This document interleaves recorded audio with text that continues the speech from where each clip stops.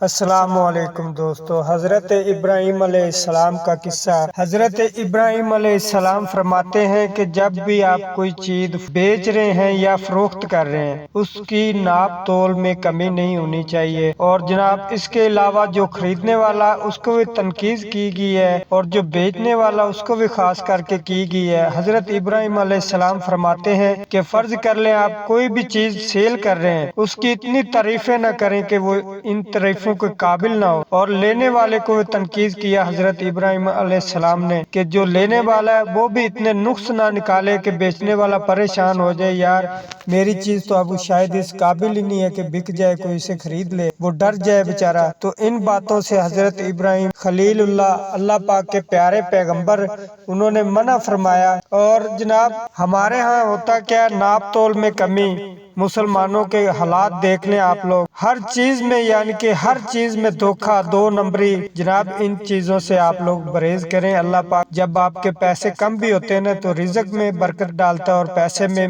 بے ایمانی کرنے سے کوئی برکت نہیں ڈلتی۔ اسی طرح ہمارے پیارے نبی محمد صلی اللہ علیہ وسلم کا ارشاد پاک ہے کہ حق حلال کی روزی کمایا کرو، تمہاری روزی میں اللہ برکت ڈال دے گا۔ اسی طرح ایک شخص آتا ہے آپ کے پاس اور وہ کہنے لگتا ہے، اللہ کے پیارے پیغمبر میں 3 دینار لیتا ہوں لیکن اس سے میری پوری نہیں پڑتی۔ تو اللہ کے پیارے پیغمبر جناب محمد صلی اللہ علیہ وسلم کا ارشاد ہے کہ تم جہاں 3 دینار لے کے کام کر رہے ہو وہاں پر 2 دینار لے لو۔ اور وہ شخص 2 دینار اپنے مالک جس کے پاس کام کر رہا تھا 2 دینار لینا شروع کر دیتا ہے، اس کی پھر بھی اخراجات پورے نہیں ہوتے، گھر کے معمول جو خرچے پورے نہیں ہوتے، اور 1 منتھ کے بعد یا کچھ دیر کے بعد وہ پھر آتا ہے ہمارے پیارے نبی محمد صلی اللہ علیہ وسلم کے پاس، وہ تشریف لاتا ہے شخص اور پھر کہنے لگتا ہے، اللہ کے پیارے پیغمبر اب تو میں 2 دینار لے رہا ہوں، اب بھی میری پوری نہیں پڑ رہی، تو مجھے آپ کوئی اور حل بتائیں۔ اللہ کے پیارے پیغمبر ارشاد فرماتے ہیں کہ تم جہاں 2 دینار لے رہے ہو نا وہاں سے تم 1 دینار لو جس مالک کے پاس تم کام کر رہے ہو۔ اور جناب وہ شخص 1 دینار لینا شروع کر دیتا ہے تو اس کی روزی میں بھی اللہ پاک برکت ڈال دیتے ہیں، اور اس کے اس پیسوں میں بھی جو پہلے وہ 3 دینار لے کے پورا نہیں